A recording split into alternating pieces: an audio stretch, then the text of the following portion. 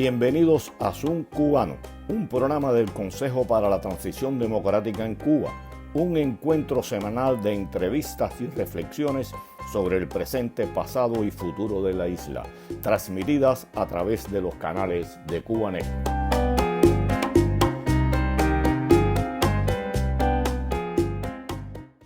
Muy buenas tardes tengan todos y bienvenidos a esta nueva emisión de Zoom Cubano. Me acompaña como siempre desde Madrid mi amigo y colega Hernán Alberro, y desde acá, desde La Habana, aún sigo ubicado en Cuba. Desde acá, desde Madrid, les habla Pedro Acosta. ¿Qué tal, Hernán? ¿Cómo estás? ¿Qué tal, Pedro? Desde pequeña Habana, quizás.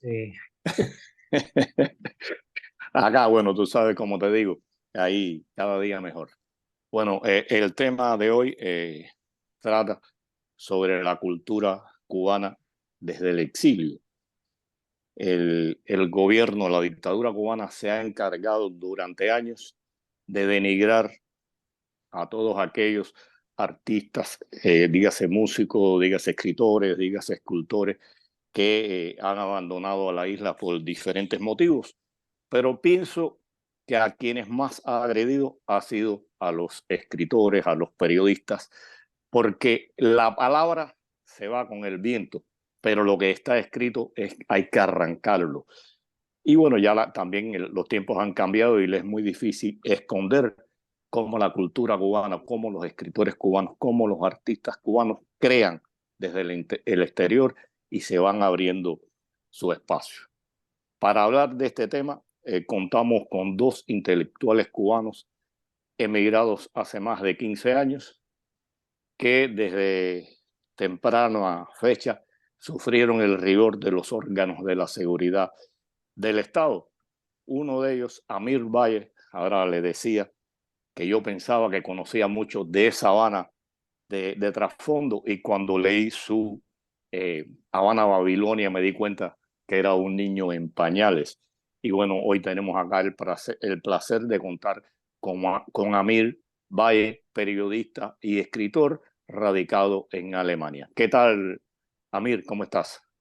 Pues muchas gracias por la invitación, por supuesto, y siempre es un placer estar, sobre todo entre colegas, ¿no? Donde uno pueda decir las cosas a capa quitada.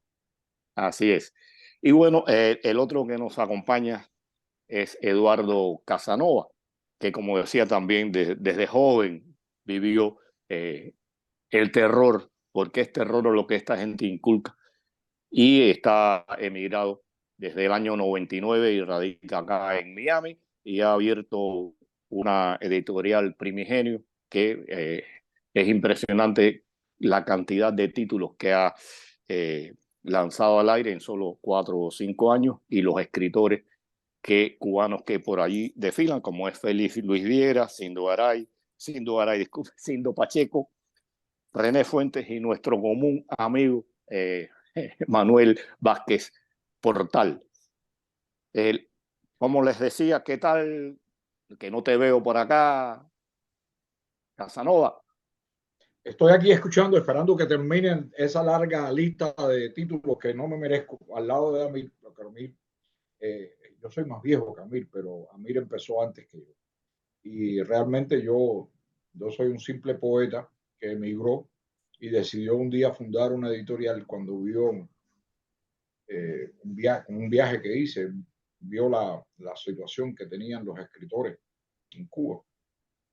Me dije, debo hacer algo para rescatar a esa gente que está en Cuba sin poder publicar.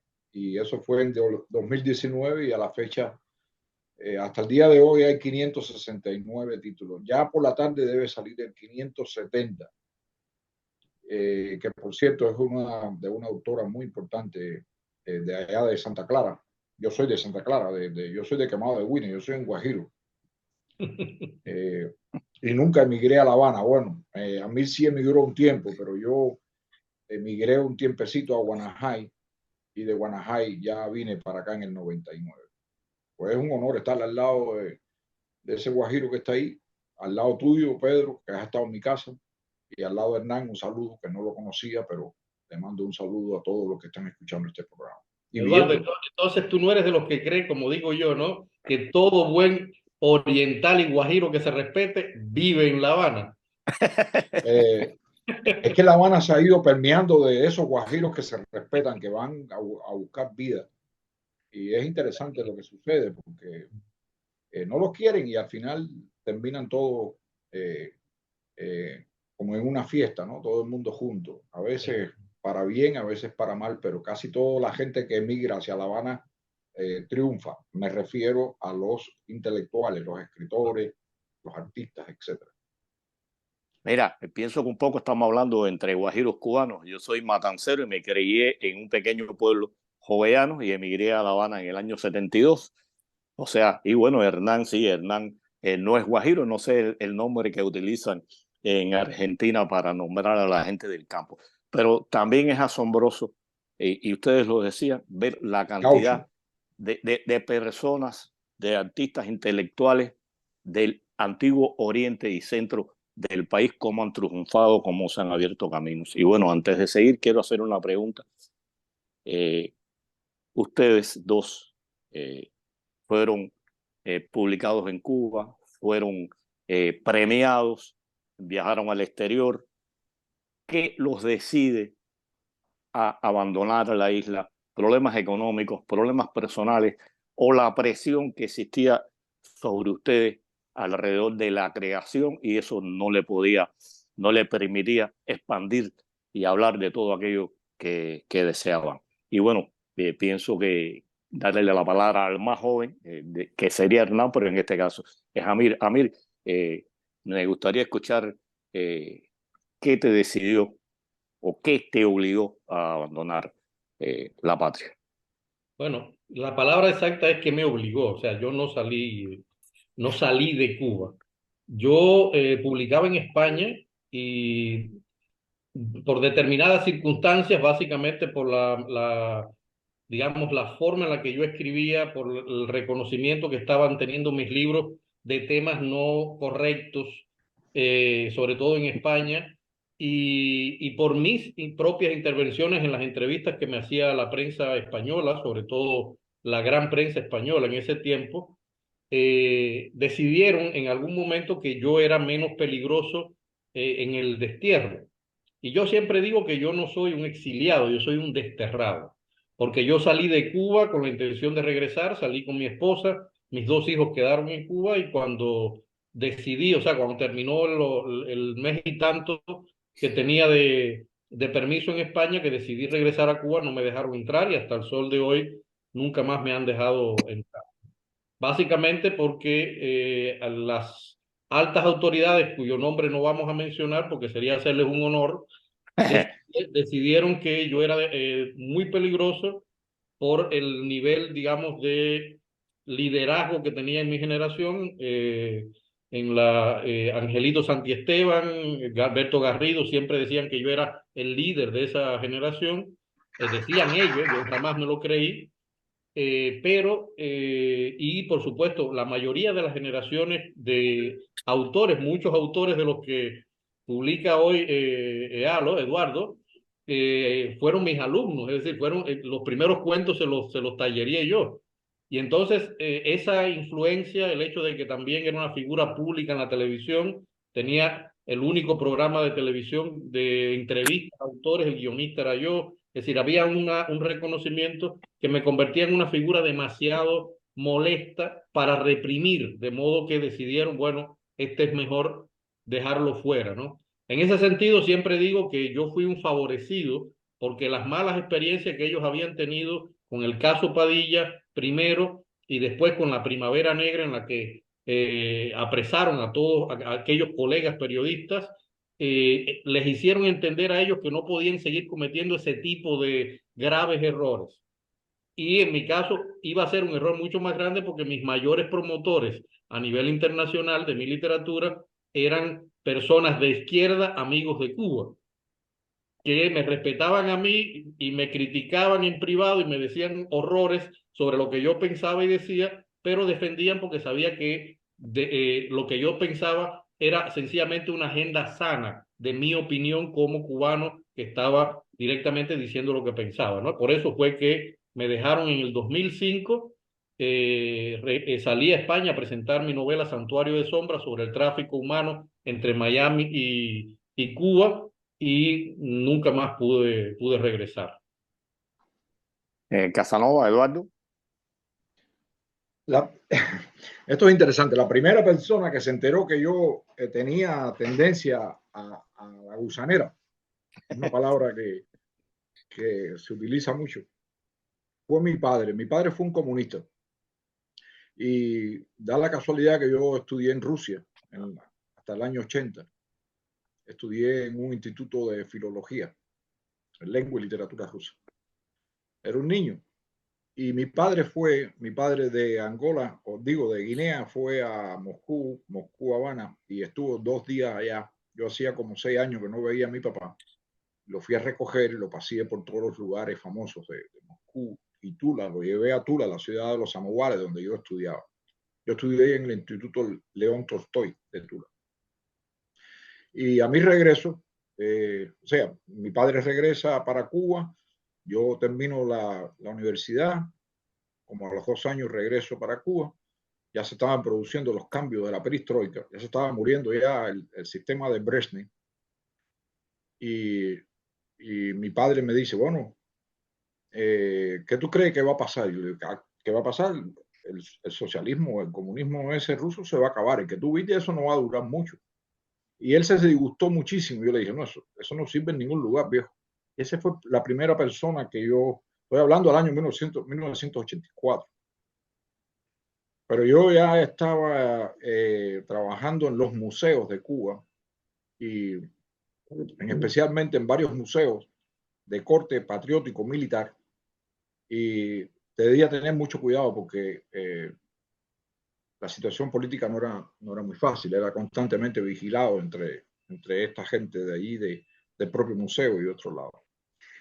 Cuando yo publico, cuando el primer librito que yo publiqué fue Cartas del Hijo de Teresa, un libro sobre la guerra en Angola, e inmediatamente ya me marqué para el grupo de los que persiguen.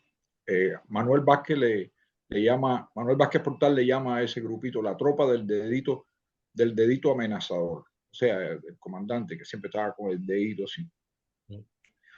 O el gran meón, que es una palabra que no se debe decir por estos medios. En fin, ya yo me marqué, vino entonces después el premio de calendario de poesía, Navegación Impasible, en medio de la crisis de los balseros. Y muy poco tiempo de eso, yo tuve que dejar el trabajo e irme para mi casa y hacer negocios de clases de computación, sala de video, etcétera. Pero yo sí vine hacia Estados Unidos con muchas ganas. Yo sí emigré con mi familia por la visa de lotería. Nos ganamos la lotería, yo me la gané. O mejor dicho, la que era mi esposa se la ganó, yo llené los documentos en nombre de ella y le llegó a ella, y yo con mucho gusto vine para acá, me traje a mi hijo, que ya es todo un hombre, al que se le había muerto la madre cuando él tenía 5 años, y desde entonces él ha sido muy feliz aquí en este país, y eso valió la pena cualquier sacrificio de abandonar Cuba, abandonar a mi familia. Dejé allá hermanas, dejé allá hermanos, y eso he ido varias veces a Cuba a visitar a mi hijo. Tengo un hijo allá en Trinidad. He ido varias veces a visitar a la familia de Quemado de Winnie. Estoy repartido, me tengo que repartir por varios pueblos. Y en la antepenúltima visita a Cuba fue donde yo decidí fundar la editorial Primigenios. Al ver la situación que había, entré a aquella biblioteca y los libros estaban casi amarillos, las páginas todas rotas. Cuando creo la editorial, empiezo con principalmente autores de Cuba, aunque ya en estos momentos la editorial está ya internacionalizándose y publicando a autores de varios países, algo que me sorprende el impulso que ha tenido. En el 2019 volví a Cuba, pero esta vez como mula literaria. Fui a llevar la antología La Habana con Vida y los primeros libros de los autores que ya yo había publicado, y hice una presentación pirata en el Museo de Lezama. Fue algo muy interesante. Ahí estaban todos los escritores del Primigenio y también algunos rostros que no quería que estuvieran, pero inevitablemente ellos lo ponen ahí.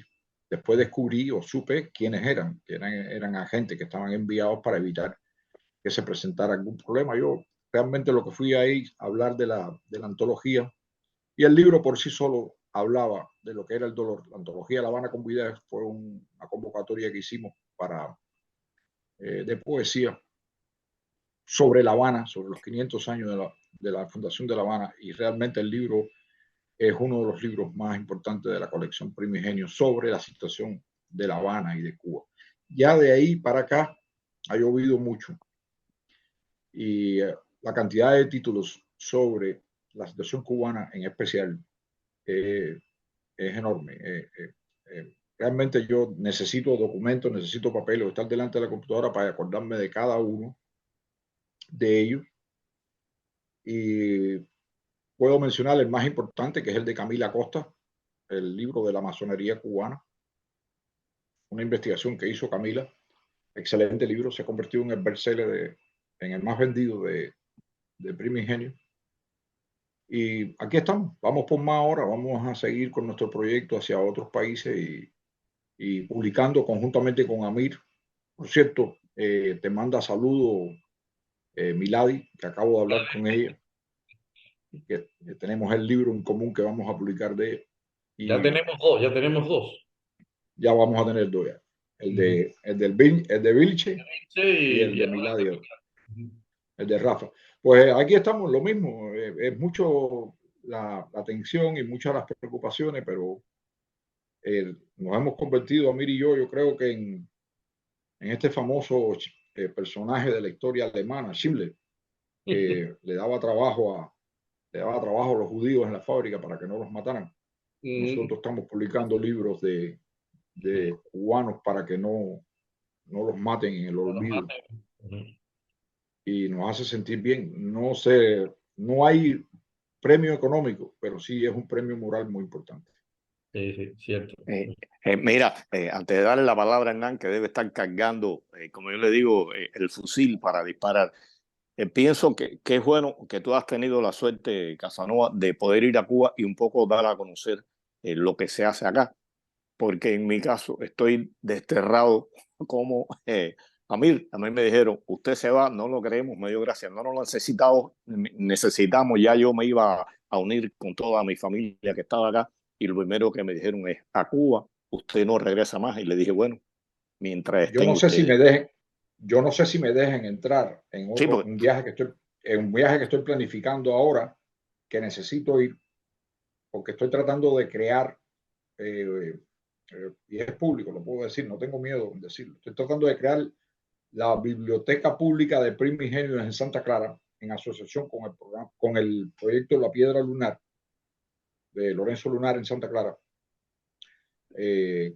Firmamos ya un acuerdo para crear esa biblioteca pública de todos los títulos de Primigenios, y yo voy a ir no a llevar solo libros, sino también a tener ahí un contacto con Lorenzo y con las personas que participan en ese proyecto, que es un proyecto independiente, que no pertenece a nadie, a ninguna institución.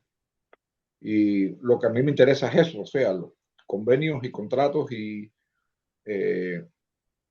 como yo diría, asociaciones con grupos o personas que son independientes, que tienen su proyecto independiente y que no pertenecen a instituciones culturales cubanas, para evitar cualquier tipo de situación. Pero recientemente en una reunión del Instituto Cubano del Libro, una de estas conferencias, una de estas teleconferencias que hacen por las provincias, porque cada provincia dicen que tiene una editorial. En mis tiempos eso no existía, pero bueno, tienen una editorial que está asociada, creo, al Instituto Cubano del Libro y al Ministerio de Cultura. Y en una reunión se paró un personaje y dijo que había que trabajar más porque no se puede permitir que editoriales piratas como Primigenio, pirata, o sea, yo soy un pirata, porque me robo el talento de los escritores cubanos, le publico sus obras en Amazon, en papel digital, esta vez entra en 3 formatos y yo soy un pirata, o sea, yo soy el pirata. Eso es muy interesante ese término. Y por eso es que ahora en Facebook puse en el grupo de Primigenio puse una nave pirata llena de libros y un viejo sentado repartiendo libros. Ese es el logo del grupo de Primigenio, o sea, la nave pirata. Y me dio mucha risa eso. Hernán, Pero ¿dónde estás? Pensaba ahora, digo, podría ser un arca de Noé de los escritores cubanos, ¿no? O sea, en realidad más bien lo que tratan es de rescatar, y como tú decías, ¿no? De publicar a quienes no logran publicar. Y, y esto es algo que siempre me ha sorprendido cuando hablo con escritores. Bueno, hablamos con Manuel Vázquez Portal en el programa anterior. Anteriormente hemos entrevistado ya en varias oportunidades a Camila Costa. Eh,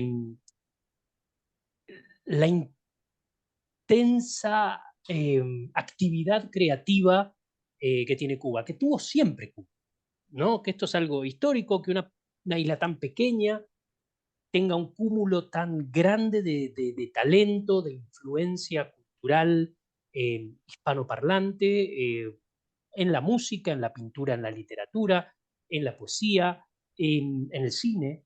Y entonces quería preguntarles, en en esta situación en la cual pareciera, y esta es mi interpretación, digamos, eh, muchos artistas en Cuba están levantando cada vez más la palabra. Debo confesar que mi interpretación es muy sesgada, es una interpretación que probablemente ignora buena parte de la historia, ¿no? Pero que me parece que es una interpretación bastante generalizada. Por eso la digo. Entonces, en este momento donde hay una efervescencia opositora, por ponerlo así, o una efervescencia disidente desde el arte, especialmente la música, pero también el arte plástico, el cine y la literatura, ¿cómo hacen ustedes desde afuera? Creo que ese es uno de los desafíos y de los desafíos que tienen hoy en día quienes se han ido recientemente para mantener ese vínculo fuerte con Cuba, con todas las restricciones de comunicación, persecución y demás que existen en la isla. Bueno, mira, yo te voy a dar te voy a dar mi opinión.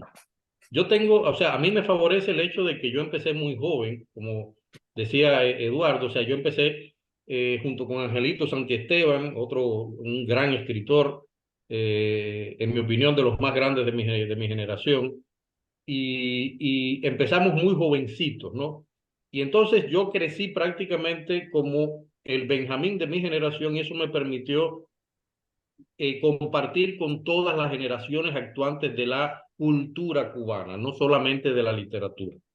Y entonces, siempre ha existido algo que yo lo quiero decir. Una de las cosas que más yo siempre le reclamo a mis amigos, a mis colegas, vamos a decir, colegas de gremio, es por qué no dicen públicamente lo que me decían a mí cuando yo estaba en Cuba en momentos que la situación no estaba tan grave.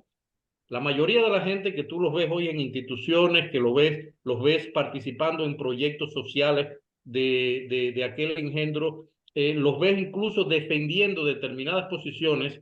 La mayoría de esas personas, siempre los oigo y yo empiezo a recordarme de anécdotas en las que el discurso era absolutamente distinto. Y yo siempre de algún modo les he pedido, les he querido, o sea, he deseado que cuenten eso que ellos pensaban y que siempre han pensado. Entonces, ¿qué sucede? Que en mi caso, que te digo, estamos hablando, yo empecé en la literatura en 1980 y desde el 80 hasta acá he pasado todo. Tuve además la suerte de que yo estudié 3 años periodismo en la Universidad de Oriente y después estudié el resto de la carrera en la Universidad de La Habana. Es decir, conozco a prácticamente todos los periodistas del país en activo. Lo curioso es que lo tengo que decir así, Hernán, Pedro y Eduardo, es que el contacto nunca se ha perdido. Yo recibo cada día mensajes de Cuba, contactos de Cuba, por supuesto, por vías que no son las convencionales. Ya no son digamos, las visibles. Y eso permite ese feedback, ¿no? Y es lo que me permite a mí de algún modo estar al tanto de lo que sucede, digamos, en las nuevas tendencias de la literatura, etcétera, etcétera, y mantenerme yo en Ilíada Ediciones, en la editorial mía, mantenerme también en la postura que yo tuve siempre de publicar sin que me importe la ideología de la persona. Yo publico la literatura.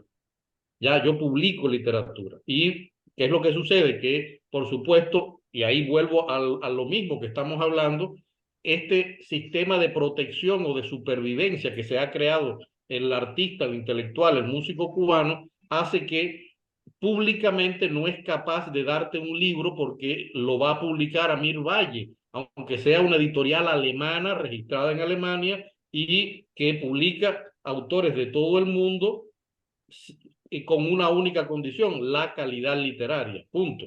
Entonces, lo curioso es eso, que eso ha hecho que mucha gente dice, no, Amir solo publica autores que están prohibidos en Cuba. No, no, es que han sido los más valientes. Es decir, han sido los más valientes los que me han dado el libro. Entonces, esa valentía, y me imagino que Eduardo puede hablar mucho de eso, esa valentía empieza a abrir puertas para que otros escritores empiecen a mandar libros y empiezan a mandarte ejemplares y yo quiero publicar, y o sea, eso como que va abriendo porque ellos se dan cuenta de que la rebeldía funciona. Y ese es uno de los venenos que yo creo, Eduardo, que es lo que te están marcando, ¿no? El veneno del hecho de que tú estás publicando en una editorial de Estados Unidos sin ganar un centavo, porque yo estoy absolutamente convencido, como tú, conozco el mundo interno de esto y esto es más gasto que ganancia, lo sabemos, hay veces que hay que poner dinero del bolsillo de uno y lo que se recupera es prácticamente para pagar lo que ya uno pagó, o sea, son cosas que mucha gente no entiende, ese feedback, fíjate, hace que uno se sienta, bueno, sigo sobre la... Pero lo que quiero recalcar sobre todas las cosas es ese doble discurso. Es decir, la mayoría, por eso me alegré tanto cuando, por ejemplo, la gente del cine se puso en bloque y dijo, no, aquí hay que hacer esto y nos tienen que pasar por arriba. Lo han hecho en su modo, lo han hecho a su modo, buscando las instituciones, cosas que nosotros intentamos hacer en mi generación en los 90 y nos aplastaron porque en aquella época no se permitía. Pero ahora se han puesto completo y han logrado determinados espacios. Eso es un mal ejemplo. Es un mal ejemplo para los demás, ¿no? Y por eso están tratando también de, como decimos en buen cubano, echarle agua al dominó con la rebeldía de los cineastas, ¿no?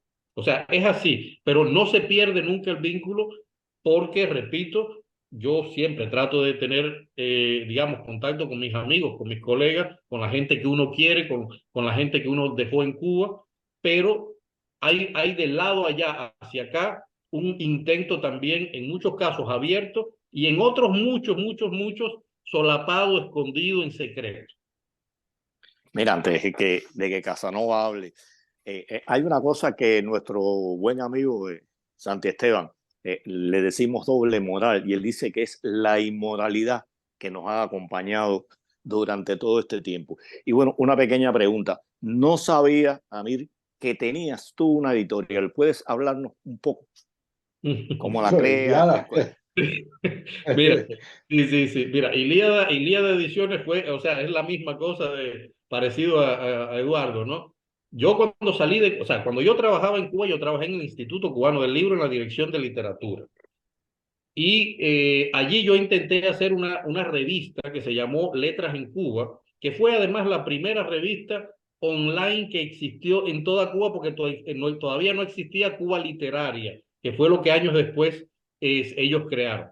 Pero mi revista era una revista que no era digital y yo la mandaba a los emails de las personas, con todo lo que pasaba en las letras cubanas.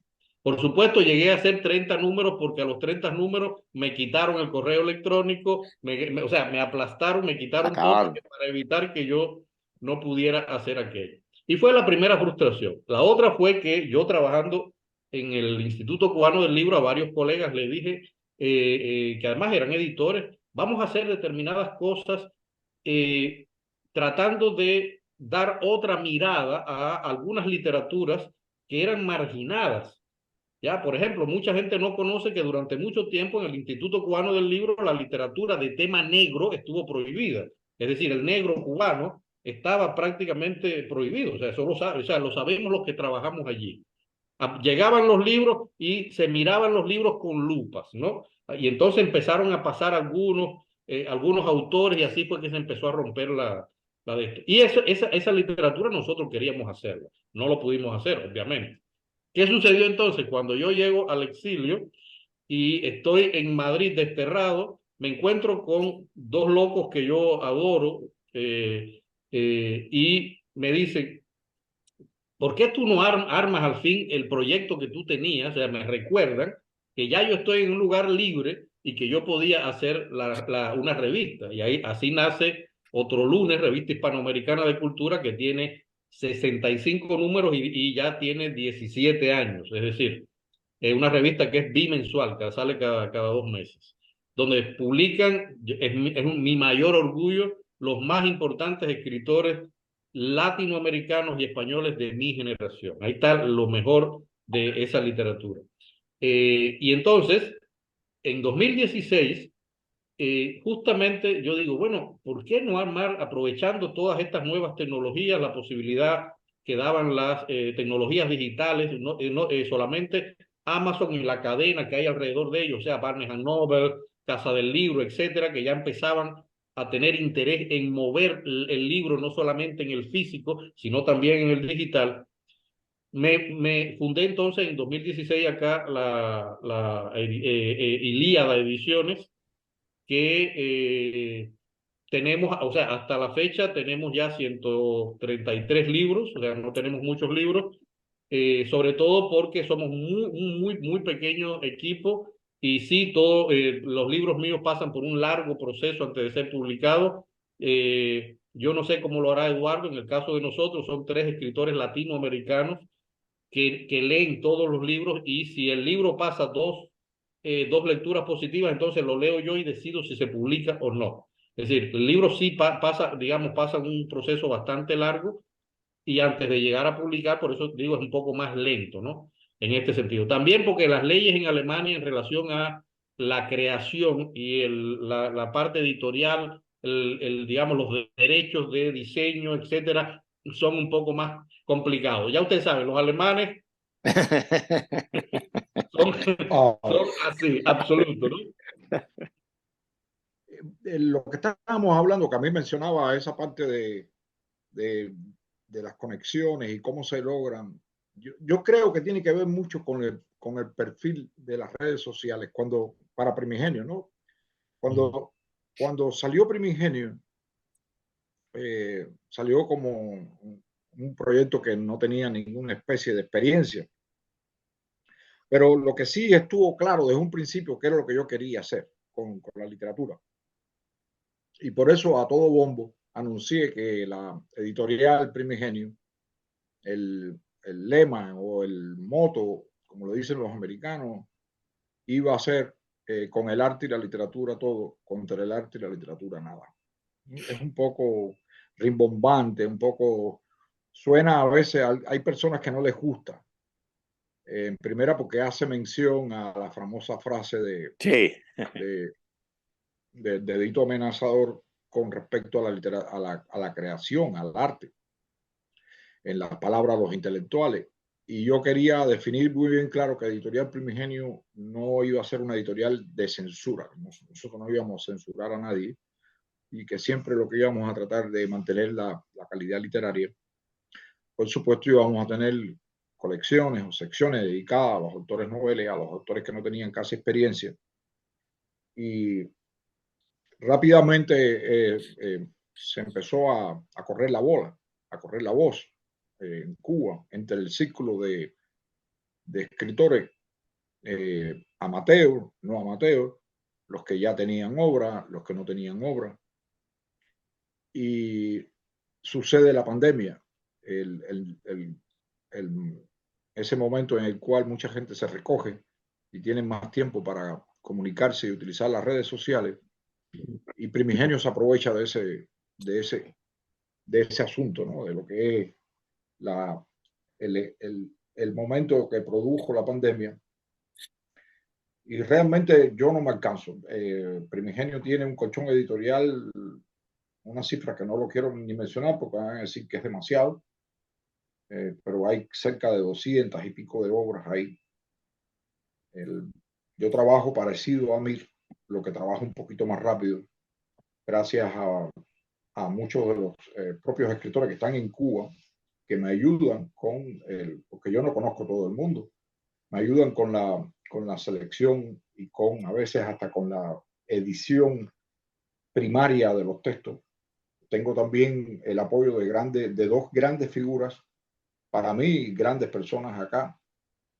Son tres en total, que es Manuel Vázquez Portal, en especial para la colección de literatura infantil. No es una colección cualquiera, es una colección muy especial. Tiene que ser una colección conservadora, utilizando el término que nos gusta a Manuel y a mí utilizar. Y tengo a René Fuentes por Uruguay. René Fuentes es un editor, un poeta, es una bella persona, es mi amigo, mi tocayo. Y tengo también en Costa Rica a Froilán Escobar, quien es maestro de muchas generaciones de escritores cubanos. Así Primigenio está, con ese lema, empezó a moverse en las redes. Las redes han significado mucho para Primigenio. La presencia de constante en Facebook, Instagram, en el canal de YouTube de la editorial, hace que la gente en Cuba conozca que aquí tienen una editorial ellos que pueden publicar sus textos y no se les cobra o se les cobra con las supuestas ventas. Primigenio ha dejado de ganar más de $175,000 por concepto de obras publicadas. Porque yo cobro un mínimo, una pequeña cantidad para paliar los gastos porque yo soy amigo de muchos, pero soy editor y el editor necesita pagar sus cuentas. Por lo tanto, yo necesito que mis amigos sean también amigos del editor, en especial amigos del editor. Pero por ese concepto yo saqué la cuenta el otro día y hemos dejado de ganar $175,000 con unos $12,000 o $15,000 de ventas de libros que ha reportado en 3 años la editorial. No es suficiente. No es suficiente. Bueno, imagínate tú, Eduardo, que a mí se me apareció aquí la gente del fisco, ¿no? La gente de los impuestos, porque ellos no concebían que existiera un negocio que diera tantas pérdidas y que no podía demostrar que estaba generando ganancias. Es decir, para los alemanes eso es algo que no les cabe en la cabeza, que alguien haga un negocio en el cual vaya a tener pérdidas. Manda a imprimir una foto de Schiller y la pones en la pared. El alemán que salvó tantos judíos, lo pones en la pared y dices, mira, yo estoy teniendo pérdidas por culpa de él. Porque estamos haciendo lo mismo que él hacía, ¿no? Más o menos. Y tratando de hacer un negocio con los alemanes y tratando de salvar a los cristianos que están allá en Cuba escribiendo y que no se les publica. Mira, eso que ustedes han dicho ahora es muy humano, o sea, un poco que son capaces de mantener un negocio que no les da ganancia. Porque bueno, yo mismo decía, bueno, cuando vi a Casanova, este tipo debe ser un millonario, una editorial. Bueno, en el caso tuyo sí llego a enterarme, digo, bueno, este hombre, y mira, realmente he hablado mucho con Eduardo sobre el tema y me doy cuenta que sí, que realmente, y ahora en el caso tuyo, lo hacen por amor a la literatura, por amor a eso que ustedes dedicaron su vida. Y es importante y es bueno que la gente sepa eso, que en la vida no todo es dinero y que ustedes ponen el arte, la literatura por encima de eso. Bueno, con un poquito de dinero, Hernán, dale. con un poquito de dinero me gustaría hacer muchas cosas. Por ejemplo, me gustaría llevar muchos libros a Cuba. Cuba necesita de muchos libros. Cuba necesita salirse de ese patrocinio que tiene el Instituto Cubano del Libro, que publica solo lo que a ellos les conviene. Y de la única forma que poder, porque el cubano lee mucho. El cubano lee más que cualquier pueblo, yo creo. No sé hasta qué punto los argentinos y la gente del sur, pero el cubano lee mucho, necesita mucho de la literatura. Y me gustaría pues tener dinero, un poco de dinero para llevar más libros a Cuba. Las formas de llevar los libros están ahí, se hace lo posible. Que te quiten 20, 40 libros y te los quemen, al otro mes tienen 20 o 40 libros más ahí y no hay forma de que ellos puedan controlar ese, se los digo así ahora mismo, no tienen forma de cómo evitar que yo, desde una editorial pirata en Miami, les inunde de libros. Y eso es, ellos lo saben, tienen miedo de eso, porque aquí hemos publicado todos los temas, todas los géneros, incluso eh, sin censura de ningún tipo. Y al cubano le hace falta esa abertura. Necesita literatura universal. Vamos a ver, hay grandes planes. Bueno, Hay ojalá, grandes planes. ojalá haya algún filántropo escuchando que esté dispuesto a, a apoyar esa iniciativa, que me encantaría. Aparte sería un excelente título. Y me recordaba, yo siempre digo, mis primeros tiempos trabajando con Cuba, pero ya eran como mis segundos tiempos trabajando con Cuba, que lo que hacíamos era enviar libros también, ¿no? Libros pequeñitos, libros con la tapa cambiada. Me acuerdo, había uno que decía instrucciones para jugar al ajedrez y cosas así, pero adentro tenía, bueno, 1984, o sea, libros que estaban prohibidos en Cuba, ¿no? Bueno, Contra toda esperanza. Eduardo ahí nos está mostrando la colección, supongo. No, no te escuchamos bien, Eduardo. Todo lo que está de la segunda hilera hacia arriba, todo esto de aquí es lo que se va para Cuba. Bien, bien, bien, bien. Bueno, bueno, no, eso está espectacular. Y me preguntaba, y no, a ver, no por ser provocativo, pero me pregunto, les quiero preguntar por qué en Cuba no se editan libros, o por qué es necesario que existan editoriales como ustedes. Bueno, es algo que es muy simple. Mira, desde los primeros tiempos que como decimos acá, el dedito amenazador llegó al poder, él supo que tenía que controlar completamente todo lo que fuera generador de pensamiento en el país. ¿Por qué razón? Porque él antes le había hecho mucho daño a Batista, incluso la figura de él se creó sobre la base del movimiento de información periodística, básicamente que él utilizó utilizando el periodismo. Y entonces de pronto él se dio cuenta del peligro que significaba la información, el poder de la información. Él lo usó contra el dictador anterior y obviamente no iba a querer ni iba a dejar que lo usaran contra él. Eso es lo que justifica que en los primeros años él se concentró en aplastar completamente primero la prensa, concentrarla en un solo, digamos, un solo poder, porque él sabía algo que quienes somos periodistas lo sabemos: cuando la prensa y los medios de información se concentran en un solo poder, termina el periodismo y comienza la propaganda. Eso es una ley de la comunicación. Entonces, ¿qué sucede? Asimismo, él fue, digamos, ubicando un grupo de figuras de la intelectualidad de la época en distintos puestos, de manera que fueran metiendo dentro del cesto toda la cultura que generaba información. Hay que recordar algo. Él pone, por ejemplo, de las primeras cosas, y yo creo que más inteligentes y útiles para nosotros, los escritores que venimos después, fue que él colocó a Alejo Carpentier en la imprenta nacional. Y cuando colocó a Alejo Carpentier en la imprenta nacional, se publica en Cuba a precios realmente de chistes toda la gran literatura universal. Y por esa razón mucha gente cuando llegaba aquí y me preguntaba por la literatura alemana, yo me la conocía completa, pero no porque yo había estudiado germanística, sino porque la había leído en Cuba en aquellas ediciones malas, feas, que se desbarataban. Pero Huracán, Dragón, o sea, todas aquellas artes y literatura. Y entonces, ¿qué sucedió? eso tenía un objetivo muy claro.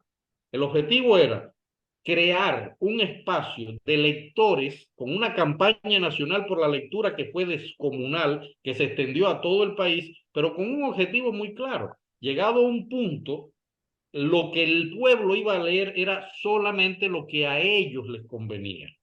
Y ahí fue cuando empiezan, fíjense que digamos, los más viejos que yo en este sentido, de otras generaciones me recuerdan que hasta el 70, 80 todavía en Cuba se leían los libros que después fueron prohibidos. Es decir, hoy hablamos de 1984, pero en las editoriales cubanas se publicó un día de Iván Denisovich, de Alexander Solzhenitsyn, se publicaron libros prohibidos hoy, pero después esos libros desaparecieron completamente del entorno. Es decir, era crear todo un mecanismo de ideologización, y esa trampa todo el mundo se la tragó. Ah, tenemos campaña por la lectura, tenemos esto, pero no se daban cuenta que era parte de todo un, vamos a decir, un entramado, y lamentablemente tengo que decirlo, quienes generamos ese entramado, lo concebimos y lo llevamos a la práctica, fuimos los intelectuales.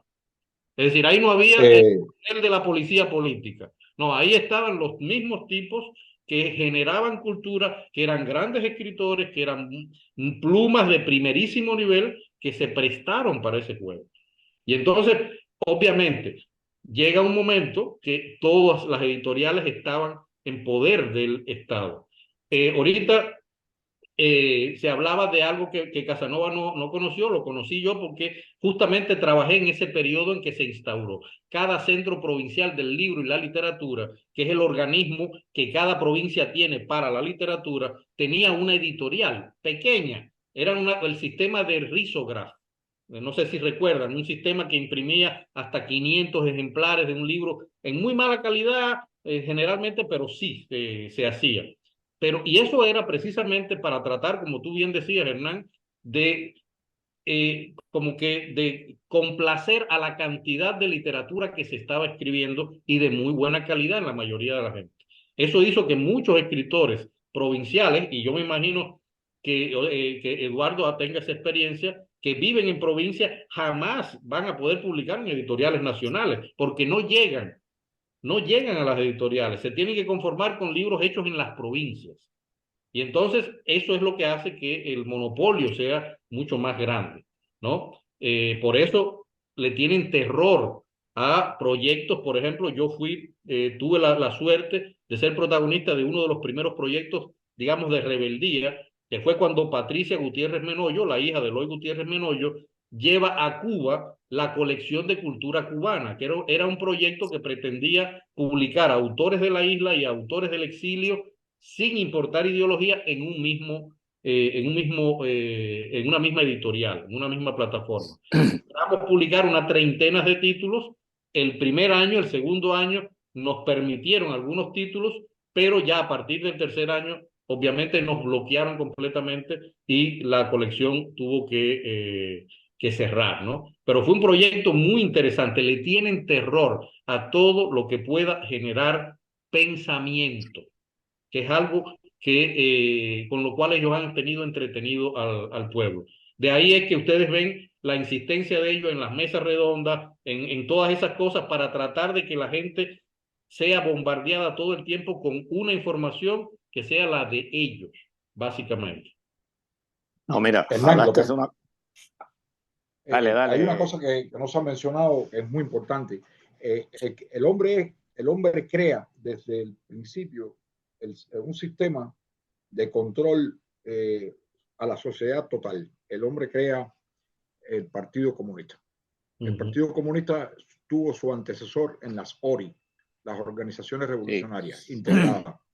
O sea, todas las organizaciones políticas que existían, todos los partidos que existían a la llegada de Fidel al poder, se les pone un ultimátum. O ustedes se integran a las organizaciones revolucionarias integradas, o ustedes no tienen derecho, tienen que desaparecer.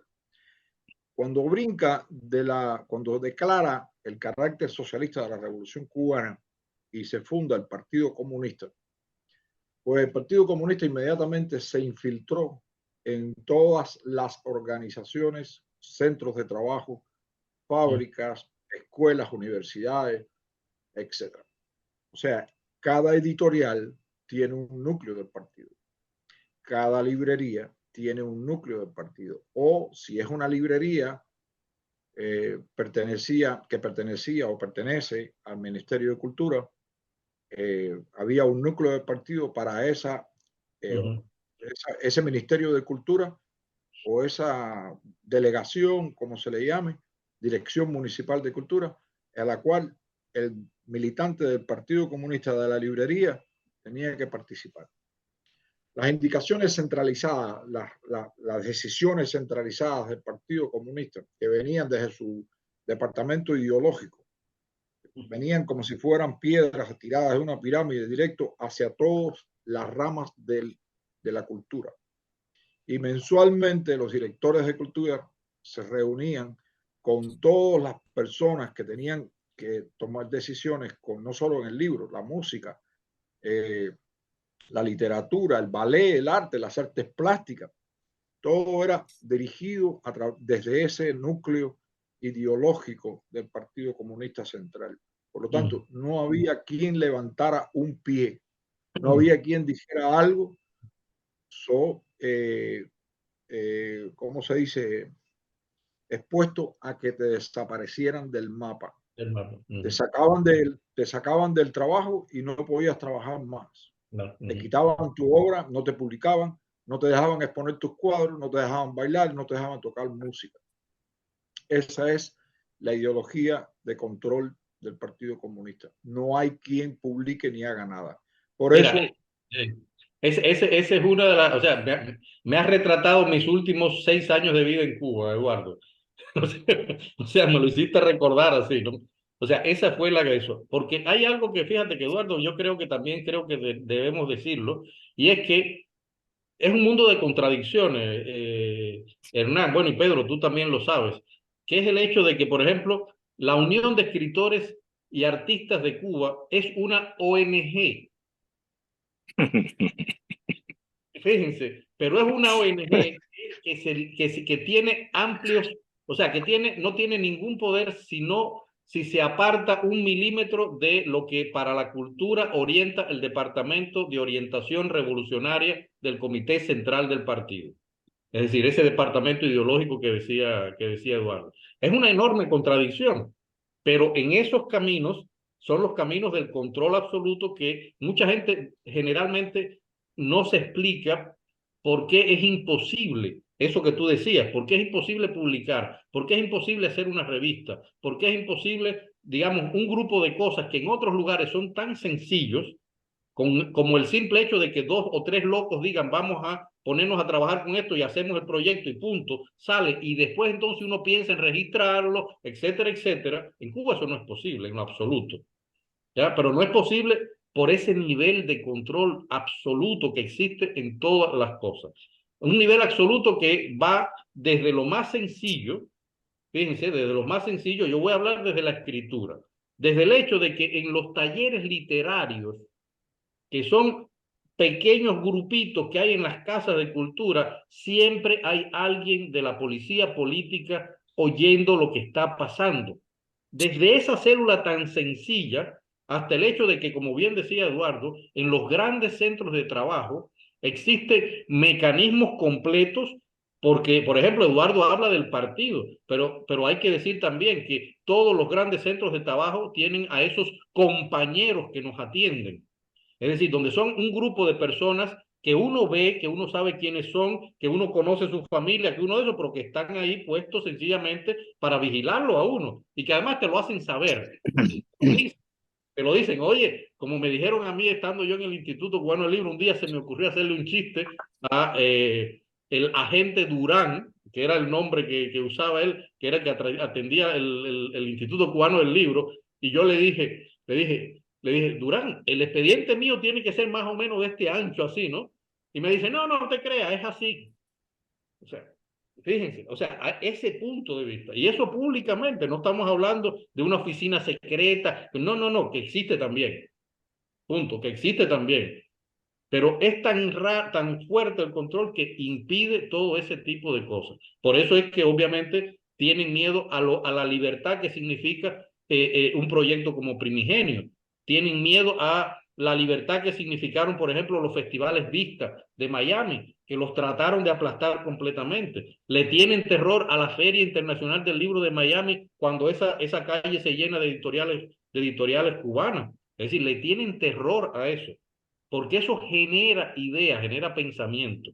Y entonces eso los hace, sencillamente los hace sentirse, como dijo Eduardo ahorita retándolo, los hace sentir impotentes porque no pueden hacer nada contra eso, como no pueden hacer nada contra las redes sociales. Es decir, Mira, es fundamental. Yo vivía, hablaste de dos cosas ahí y es importante. La seguridad del Estado atiende todos los centros de trabajo, mayores o menores, incluso tienen sus redes. Yo vivía en la esquina de Texas y es una pregunta que me hago y quiero ver si estoy equivocado. Y fui en un momento determinado un pequeño guayabito de librería porque tenía una librería ahí y todas las semanas sacaban libros. Huracán, como tú dices, se dedicó a la literatura universal, muy mala calidad, pero lo que publicaban era muy bueno, habían otras editoriales cubanas. Pero pienso que en esa época se publicó muy poco de escritores cubanos.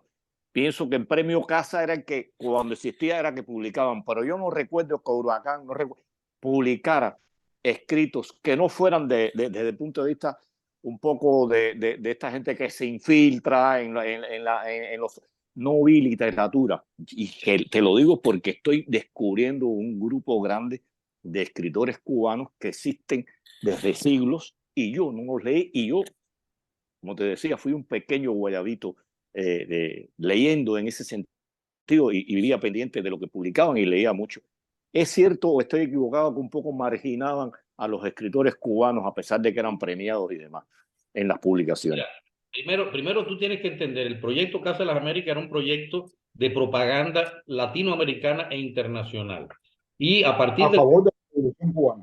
Sí, y a partir del caso Padilla se concentró mucho, sobre todo, en el convencimiento de que el error había sido superado. Ya, porque acuérdense que en ese momento se pierde casi la mitad de la intelectualidad que apoyaba en ese momento a Cuba. ¿Qué es lo que sucede, Pedro? Que, por ejemplo, existía Letras Cubanas, existía Unión originalmente, y arte y literatura para la literatura o sea, internacional, en este caso.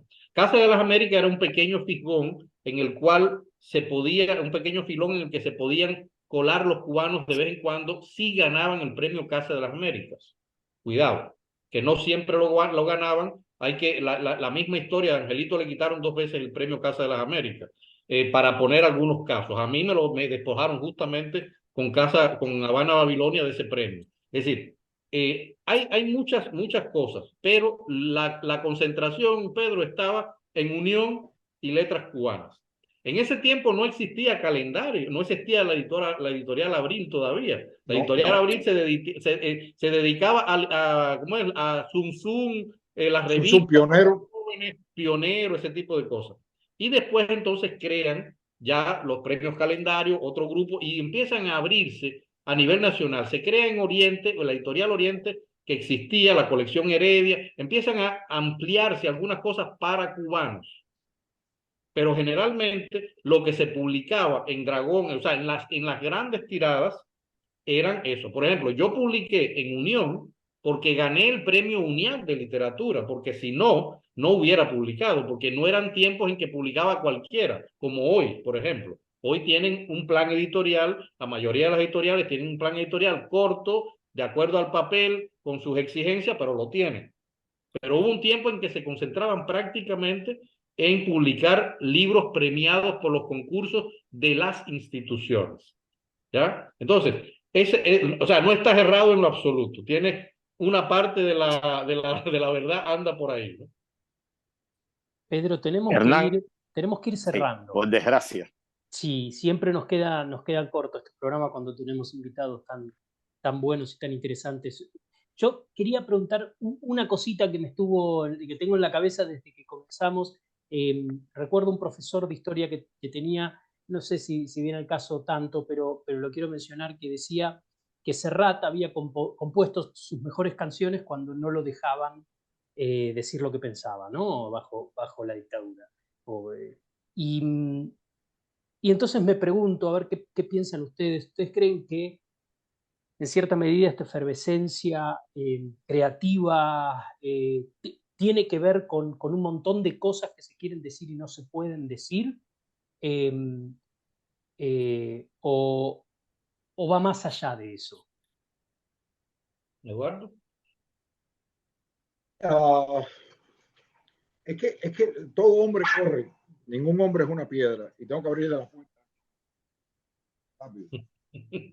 Bueno, tomo yo entonces, le tomo la palabra ahí. Mira, yo creo que es importante algo que uno tiene que decir claro.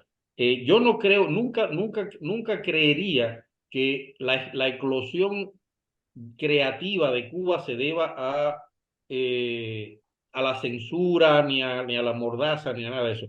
El pueblo cubano, por razones insulares increíbles, por esa mezcla que nosotros tenemos de culturas en las que siempre somos chismosos, somos buscadores, estamos mirando chismosos en el mejor sentido, ¿no? De buscar siempre explicaciones a la realidad. Ese sentido de la insularidad yo creo que es lo que hace, y nuestra mezcla cultural tan rica, de culturas, ojo, de culturas que siempre habían estado anteriormente concentradas en la búsqueda de la explicación de la vida. Yo creo que esa confluencia es la que hace que un país tan pequeño tenga esa eclosión, que no es desde ahora, es desde antes. Es decir, en Cuba, antes de 1959, existieron movimientos y grupos literarios que conmocionaron toda América Latina. No solamente fue la revolución como se ha intentado ver. Yo creo, Hernán, que tiene que ver más con el hecho de que vivir en un lugar en el cual tú tienes mucho que decir, porque la realidad es tan compleja, tan dura, y siempre te está poniendo delante de determinadas circunstancias, límites para el ser humano, hacen que la persona cree, que la persona escriba, que la persona pinte. Es decir, y Cuba, desde que se fundó, no ha tenido ni un solo momento en el cual la gente no haya tenido esa confrontación, en la cual se tiene que explicar la realidad, en la cual se tiene que buscar respuestas a un grupo de cosas que son importantes para la vida. Y entonces, obviamente, un escritor va a escribir, el pintor, obviamente, va a tratar de reflejar cosas en el lienzo, el músico, por eso la música cubana es tan amplia y tan llena de género, es precisamente, se debe a todo ese tipo de cosas, ¿no? Yo creo que es más bien eso, más que la censura, aunque sí te digo algo muy interesante. Recuerdo que en el periodo especial en el que se desapareció el papel, la creatividad en esos años explotó hasta un punto en que prácticamente no había un momento del día en el que nosotros no tuviéramos por la noche una tertulia donde leernos lo que habíamos escrito, porque no teníamos otra forma de hacerlo, porque no se podía publicar. Hasta que un poquito de tiempo después empezaron a publicarse las famosas plaquetes, ¿ya? Es decir, yo creo que sí existe, o sea, la censura, la mordaza también es algo, porque es algo contra lo que tú te tienes que rebelar, pero yo creo que también es parte de el entorno en el cual se ha desarrollado la historia y la sociedad cubana. Lo que te quería Eduardo, decir, y lo que te quería decir rápido, tiempos cortos, que Cuba es una isla. Cuba, desde 1959, el tiempo se detuvo. Hay una especie de la contemporaneidad del mundo, lo que es la modernidad, no llegó a Cuba. Está llegando ahora. Recuérdate que Cuba ingresa a lo que es la Internet recientemente. Yo no sé la fecha exacta, pero creo que puede ser, me equivoco, 5 años, 10 años atrás. Es no que llega a 10. Cuba tiene acceso, Llega acceso a la Internet, y a la Internet no de banda ancha, sino a la Internet de 56K y quizás menos, con aquellos modems de telefónico. Cuba siempre ha estado en las tinieblas, ha tenido un poco de luz en algunos momentos, pero no hay mucha luz desde el punto de vista artístico, desde el punto de vista el cine, la televisión. Toda nuestra infancia el cine de consumo fue ruso, algunas películas italianas, algunas películas españolas, muy pocas películas americanas. La literatura universal sí, tuvimos muchas colecciones de libros muy baratas, de mucho acceso, pero la gente que escribía prácticamente eran muy pocos los que podían ver sus libros publicados. Es una isla pequeña, una isla subdesarrollada hasta cierto punto. Desde el 59 el país ha ido retrocediendo y retrocediendo, y por lo tanto ese clima genera deseos de plasmarlo, ya sea con el arte o con la escritura. Y por eso Cuba tiene tanto talento y tantos escritores que merecen la pena rescatar. Yo recuerdo que hace 2 o 3 años atrás yo conocía a 20, 30 escritores. Hoy el catálogo de Primigenios es cerca de 200 escritores. Y eso sigue sumando. Y sigo conociendo personas que están ganando premios actualmente en Cuba, premios súper importantísimos dentro de las letras, y que tienen 20 y pico de años, 30 años. Es una generación nueva que va a surgir. Yo tengo muchas esperanzas por la Cuba esa del futuro, en la cual se resuelven nuestros problemas, nuestras divisiones, nuestros miedos, y estemos todas las líneas de pensamiento incluidos. Yo tengo mucha esperanza. Yo sé que ese futuro va a llegar, no sé cuándo, pero sí va a llegar. No se puede mantener un pueblo, un país en esas condiciones tanto tiempo. Tiene que cambiar. Es obligado, está predeterminado a cambiar. Y la literatura va a jugar un papel muy importante. Los libros van a jugar muy importante en ese cambio. Democrático, por supuesto. Me quedo con ese cierre, Bueno, Pedro. Por desgracia, Cronos nos está marcando y la conversación, porque realmente lo he dicho, nuestro programa es una conversación con aquellos que participan, y ha sido un placer y es un honor para este programa que Amir y Eduardo hayan dedicado una parte de su tiempo para compartir con nosotros en nuestro Zoom cubano. Hernán, te dejo el cierre a ti. No, el cierre es básicamente agradecerles, Eduardo, Amir, por el tiempo, como decía Pedro, nos han llenado de ideas, nos han llenado de esperanza. Me parece que esa es la palabra que puede resumir perfectamente, sobre todo recién Eduardo con su cierre. Así que no me queda más que agradecerles, y a nuestra audiencia dejarles la invitación para el próximo sábado, como siempre, 5:30 de la tarde, hora de Miami, por los canales de Cubanet. Muchas gracias.